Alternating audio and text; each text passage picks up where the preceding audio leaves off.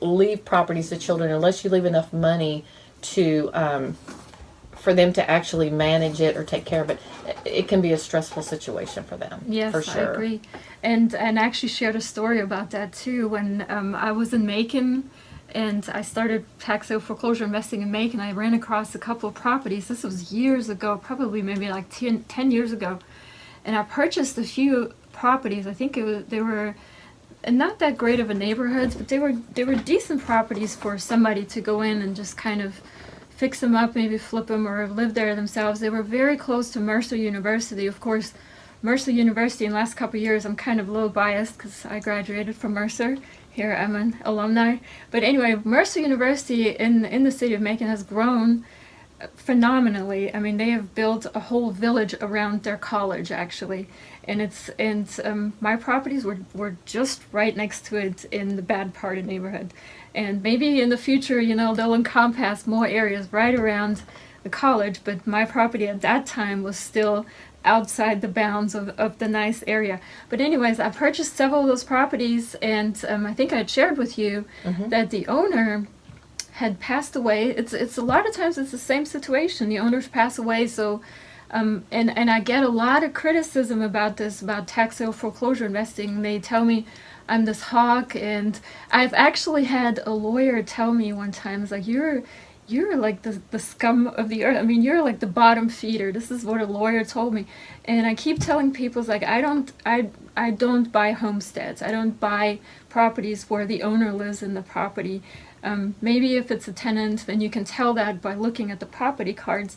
But for the most part, the properties I buy have already been abandoned, have been vacant for a long time. But anyway, I'm getting distracted here. I'll get back to the story. So the owner had died, and they had 40, and that's 40 properties in Macon, and they were all over Macon.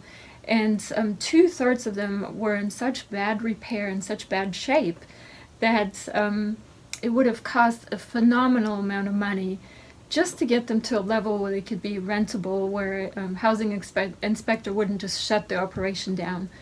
1/3 of it was rented, and they had tenants, but the rest of them were just they were just crappy properties. You can't do anything with them. And I bought some of those from that 2/3 pile. The kids all had businesses in town, a restaurant business, one of them, another one had like a breakfast bar type thing, and they were just not interested. I mean, they just declined their inheritance and walked away, and these properties were sitting in no man's land. And it's kind of hard for a lot of people to comprehend that you can actually still, in the United States, and right here in Georgia, right here in front of our doorstep, you can still go out and get properties for $1,000. I've bought one for $800. I bought one right here in this city for $1,400, which I've made into an Airbnb rental or a SCAD rental with very little effort to fix it up. And these are not properties were taken away from people. These are properties that are just vacant. And in the county and the city, the ones that are collecting taxes are very, very happy to find somebody that takes them on, pays the taxes, fixes them up, makes the neighborhoods good again. Have you had any experience with any of that? Yes, and I've had people say that to me. They say, and another part of my business is I help people facing foreclosures and things like that, which can be a whole nother topic some other day. But I've had people say, golly, how do you sleep at night? I mean, you're just stealing these properties. Okay, no, I'm not. Number one, they've already been, abandoned. They're a burden to someone. If they're not taken care of and they're run down, it pulls the neighborhood down. And so basically I've gone in and bought properties before where the neighbor has come over. I bought a property in Missouri that had been abandoned for several years, in very, very bad shape. The rest of the neighborhood was in good shape. It was older homes, but everyone had it was mostly owner occupied, and so they had fixed them up. But you have this one on the corner that's just an eyesore to the neighborhood. Well, when we bought it, we went in, completely rehabbed it, made it like brand new, fixed it all up. So what did that do for think of all the good that brought. That brought up the neighborhood. That got rid of that property that was an eyesore in the neighborhood, and we made it good. We have a nice family in there. who wanted to be in that area, but obviously couldn't buy the property, didn't have the money to fix it up themselves. We fixed up the yard. The city. It was kind of an abandoned property, and the city was having to pay to mow and all that, which means the taxpayers were paying for it to be mowed. So everything that I do and everything that's in my business model, everybody has to win, or I don't do it.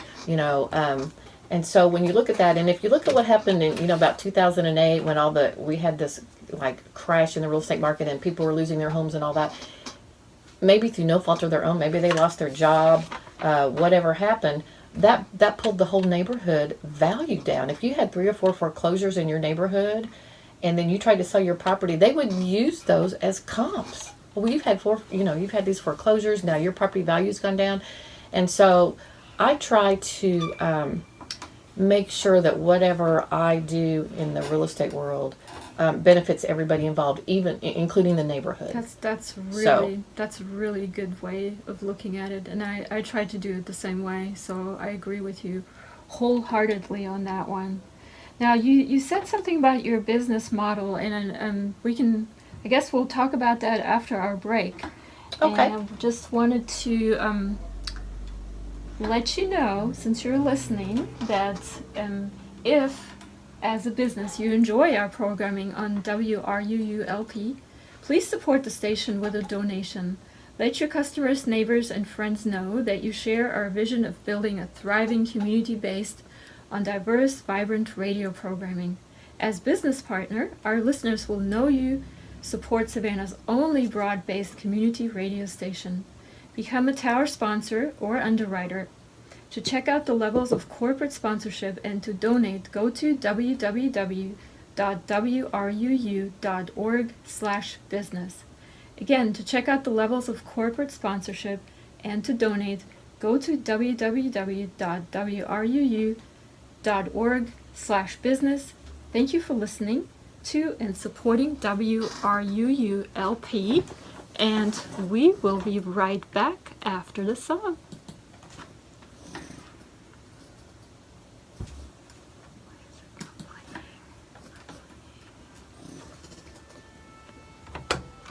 Okay. Good. Wasn't that fast? It's half an hour. My hour would go by like that every week. It just flew by. This is going so loud. Yeah. That is fair. And I haven't even gotten to any of your questions, but it's good. I know. It's so much better with 2 people. Yeah, or you do need to. We probably need to answer your email question you got. Yeah, We don't want to forget to do that. Yeah. Because you want people to keep emailing you and asking you Yeah, let's do that. things. Good? Good. He's just came to the door. So. Give you the thumbs up, Yeah. did he? Awesome. Yeah, this hour's going to go quick for you today. Okay. I'm going to go and see where this email was this guy sent me. Should have pulled it up early, but I did not.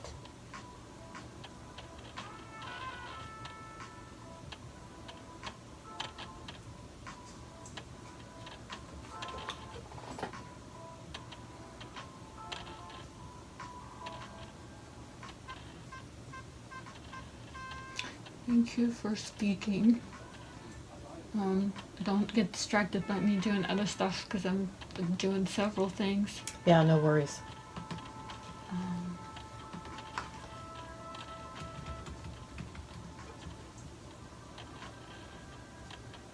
There we go. I got it. Alright, so the question is, I'm curious to know your opinion on investing, that way you can think about it, in deeds, liens on properties that have been damaged or destroyed by natural disasters, as we unfortunately have had so many lately in Houston, the Florida Keys, and now Napa and Santa Rosa, California. Also, if you invested in a deed lien on a property prior to their destruction, what happens now? Thanks for your time. So that means if you own it and it's been destroyed, Like you buy it at a tax sale and then it gets destroyed with a natural disaster, Mm-hmm. and what happens now? So that's the question. I don't know It's what a good happens. question. It is a great question. So, Yeah. all right. And I can shut this down anytime. It's just so loud.